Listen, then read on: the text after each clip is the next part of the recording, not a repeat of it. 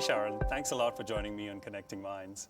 Look, we've known each other for some time now, and it's been a real pleasure to follow your career journey, as an author, as a champion of equality and inclusion, and of course as a senior HR leader across great organizations like Vodafone, Finestra, and of course now at Lloyds Banking Group.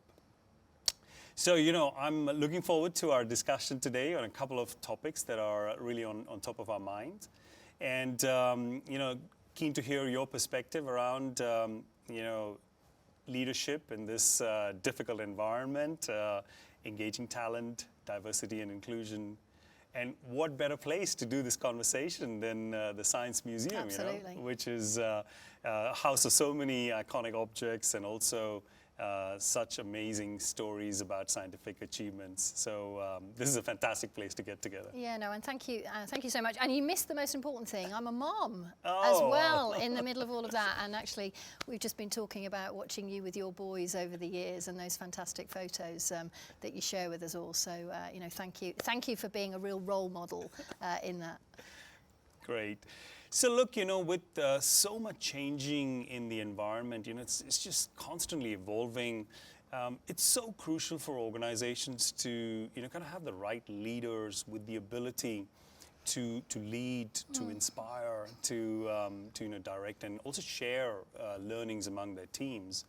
So how are you developing and, kind of preparing leaders to be able to manage this, this changing dynamic? Yeah, so look, it's interesting, isn't it? When you look at where we are, the idea that right now is the slowest pace of change that we're ever going to face. So every day just gets faster, and I think we sit here with COVID, with wars, with economic challenges, and I think we just could never have expected that all of those things would come so fast. Exactly. And in the old days, it used to be like every 10 years something happened, and now they just keep coming. So as a leader, I think there's a lot of pressure in the system that you're trying to sort of figure out how you find your way through for your people, for your, for yourself, for your organisation. And so if I look here at Lloyds Banking Group, it's a pretty new executive team that have arrived. Charlie Nunn came sort of end of 2019 and then has brought together a new team, and we're sort of trying to figure out in that context with the fantastic transformation program that we're in the middle of, what does leadership look like? And I'll talk about Charlie just for a moment, because I think the tone gets set from the top, and I see you doing that, and it's great watching him. So he comes with a lot of purpose, a growth mindset and a global mindset. He comes as someone that really understands technology, and clearly, that's music to your ears. And he has a modern way of working, so he's empowering, and that sort of ingredient, I think, sets a really good tone. What is it you do within the organisation to enable the organisation to be its best? And so for sure, you've got to hire differently. Yes, for skills, but for growth, for a growth mindset, you need to set up a way of working. And we were just talking, nearly all companies need to have more of a software mindset. True. So 90-day sprints, retrospectives, minimum viable products, test and learn. So this is no longer the domain of software companies. We all want to get in on that action because it's a really good agile way of working. What's interesting for me, I'm new to banking, and so what banking does probably a little bit more than other industries, and I would say for sure Lloyds Bank, is they do practice for things going wrong. So I would say it's sort of, as an organisation, we're more match fit for different things hitting us than maybe I would have experienced in other industries that I've been in. Because of course, when the external environment is changing, you need to make sure your banks are rock solid. So it's really interesting being in an environment now where you see that playing out. And we are here at the Science Museum, and thank you for coming over. But we've just taken our top 300 leaders through workshops in groups of 30, 40. So we're on our 9th 3-day workshop here. Wow. We've taken them out of the environment so we open their mind, getting them to look outside the organisation, so outside in, as well as where our must-wins are, as well as ourselves as leaders. So creating that quality time for your leadership team to get aligned, to really think about the future and all of the opportunities that change might bring, because there's 2 ways of looking at change. One is that it's a threat, and the other that it's an opportunity. True. And of course, it's always a little bit of both. And those teams that really sort of practice to win in those environments, I think, stand the chance of actually doing that. Yeah. Oh, great. Well, listen, it's lovely to hear about the diversity, the grow with purpose, and then, of course, software mindset, which... So look, I mean, being banking and financial services, 60,000 people globally, how does Lloyds Banking Group engage talent? What are you doing to really engage your talent? Yeah, so again, we're on a journey, and as part of a transformation program, we're really sort of standing back and saying, what's our approach to people today, and what does it need to be tomorrow to not only keep the fantastic talent that we've got, but to attract new and different talent. So we're at the beginning of a journey, but we're being ambitious, as you would probably expect. So what we're saying is, how do we create a proposition where people would say, I love to work at Lloyds Banking Group, or I would love to work for Lloyds Banking Group. And we know we're not there today, and we've got a lot of things that we need to put in place to get to that. But that's our ambition, and that's the journey that we're going on.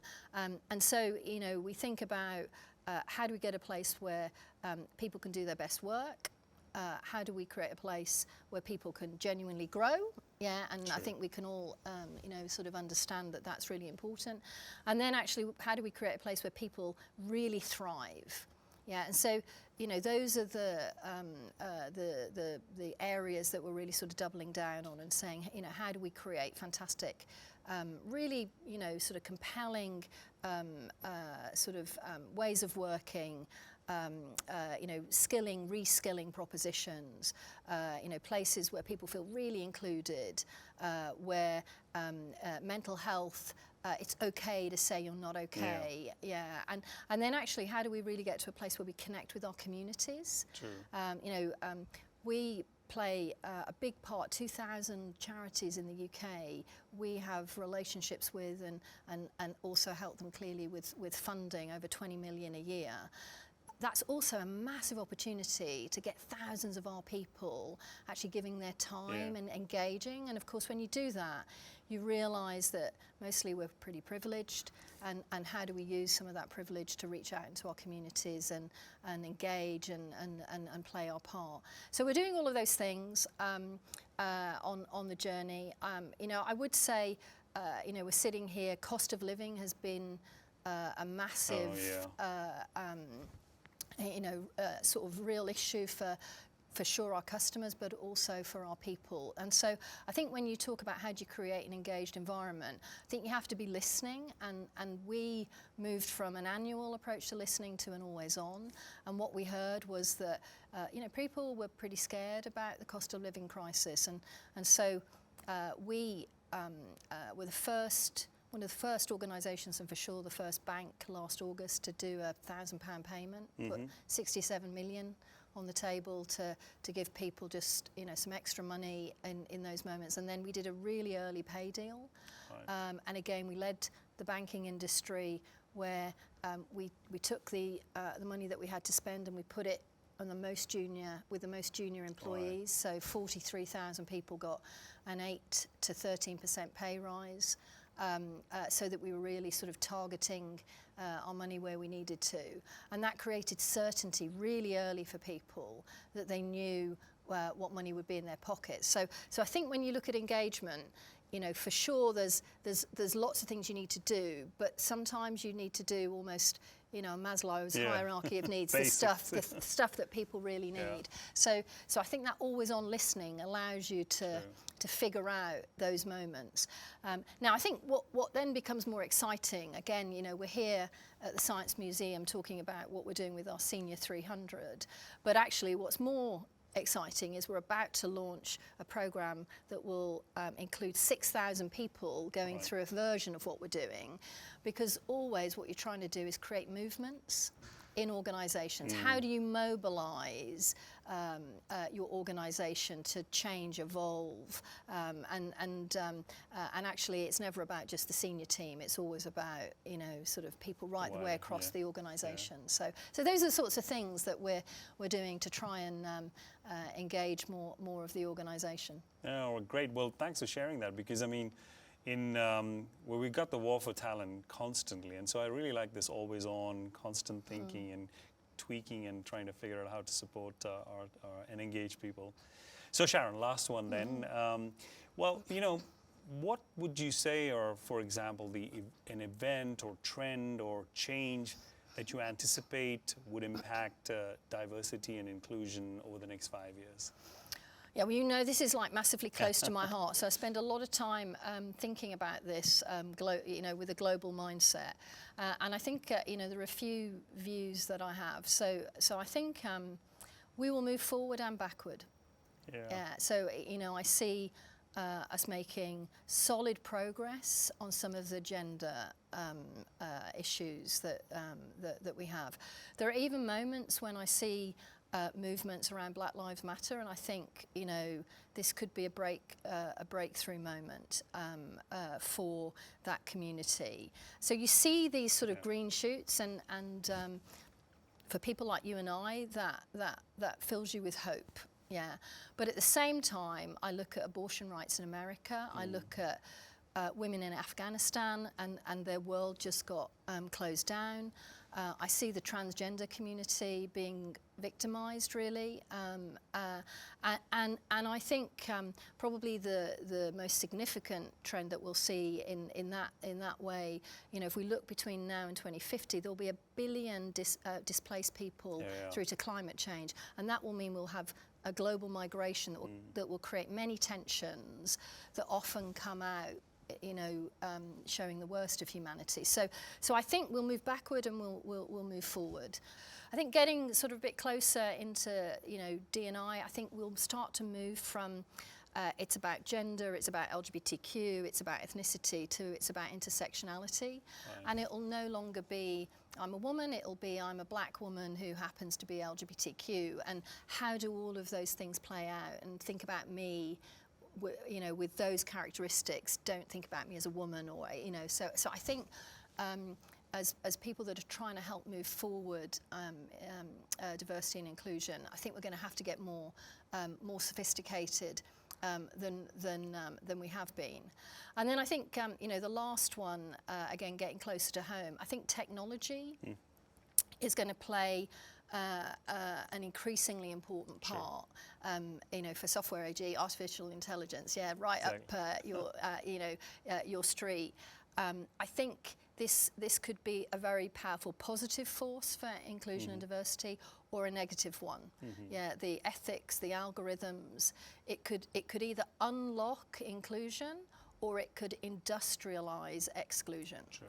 Yeah, and so I think, you know, I think that's going to be a really sort of thoughtful journey that we need to go on. And then if I look at social media, you know, I have a son who's 9, and I'm really worried about the growth of misogyny and what's going on without us even knowing that it's going on. And of course, somehow that then comes into, for sure, the world, but the world of work. So I think, you know, technology, there's some really interesting moving plates on that we as people, you know, champions of inclusion and diversity, we're going to have to figure out, you know, how as companies we play our part in navigating all of that's coming down the tracks. I think that's a really good point, and what kind of a role tech and software has to play. And it's not an easy one to navigate, but I think as leaders we have to think about it and try to figure our way how to navigate this. But listen, Sharon, thanks so much for taking the time. I really enjoyed our conversation, and wish you lots of success with your journey and your transformation program. Brilliant. I'll shake your hand and even give you a...